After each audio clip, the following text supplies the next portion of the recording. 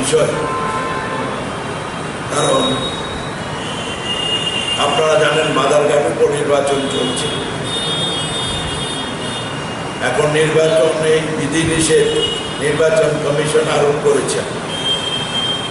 আমাদের রাজ্যের দুর্ভাগ্য, মাননীয় মুখ্যমন্ত্রী এই পর্যন্ত বেশ কয়েকবার নির্বাচন বিধি লঙ্ঘন করেছেন।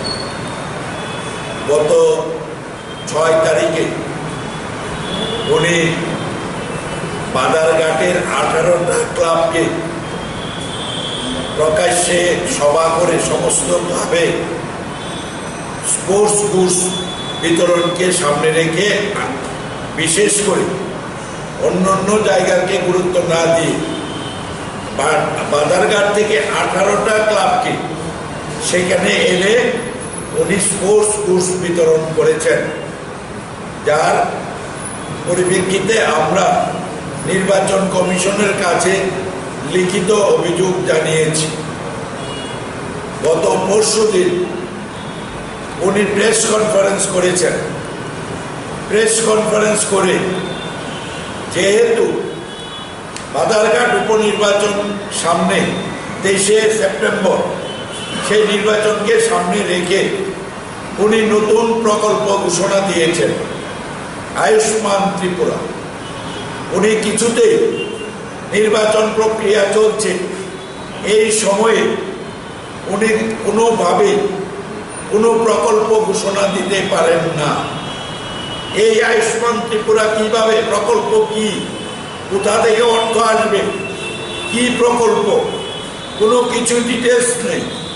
শুধু নির্বাচনে ভোটারদের আকর্ষিত করার জন্য এই ধরনের একটা প্রকল্প উনি ঘোষণা দিয়েছেন, যার বিরুদ্ধে আমরা নির্বাচন কমিশনের কাছে উনি এবং উনার সঙ্গে যে দুজন আধিকারিক ছিলেন, একজন কুমার হল, আরেকজন দেবাশিস বোস, সেক্রেটারি হেলথ, উনার এবং মুখ্যমন্ত্রী, 3 জনের বিরুদ্ধে নাম ধাম দিয়ে আমরা জাতীয় কংগ্রেসের পক্ষ থেকে নির্বাচন বিধি লঙ্ঘনের আমরা অভিযোগ দিয়েছি এবং আমরা নির্বাচন কমিশনের কাছে আশা করি এই ব্যাপারে নির্বাচন কমিশন পদক্ষেপ নেবে এবং মুখ্যমন্ত্রী এই যে লঙ্ঘন করেছেন সেই ব্যাপারে ওনাদের শোকজ করবে, এটা আমরা আশা করছি।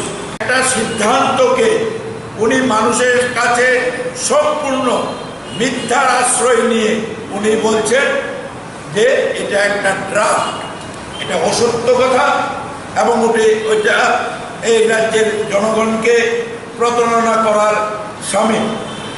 এখন প্রশ্ন হচ্ছে, আয়ুষ্মান ভারত এই প্রকল্পের সুযোগ সুবিধা যারা আউটডোরে দেখাবে বা যারা আইপিডিতে ভর্তি হবে না, প্রতি বছর 44 লক্ষ পেশেন্ট সারা রাজ্যের সমস্ত প্রাইমারি হেলথ সেন্টার, সমস্ত মহকুমা হাসপাতাল, জেলা হাসপাতাল এবং আগরতলার বড় বড় হাসপাতাল, মেডিকেল কলেজগুলোতে পেশেন্টরা যাচ্ছে 44 লক্ষ।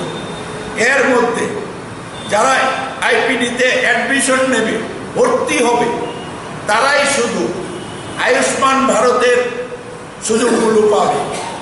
আর যে এটা সংখ্যা মাত্র 5 লক্ষেরও কম প্রতি বছর, মানে 10% রুগী অ্যাডমিশন নেয়, বাকি 90% রুগী আউটডোরে সেখানে গিয়ে সাধারণ ডাক্তারের কাছে ডিপার্টমেন্টে দেখিয়ে চিকিৎসা করে বা তাদের ইনভেস্টিগেশন করে চলে আসে।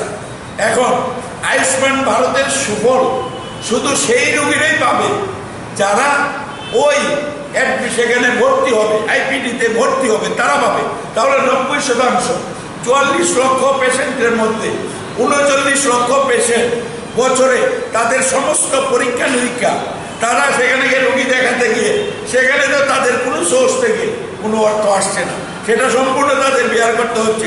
মুখ্যমন্ত্রী বলছেন যে এগুলো একদম সম্পূর্ণ টাকা এবং অসত্য।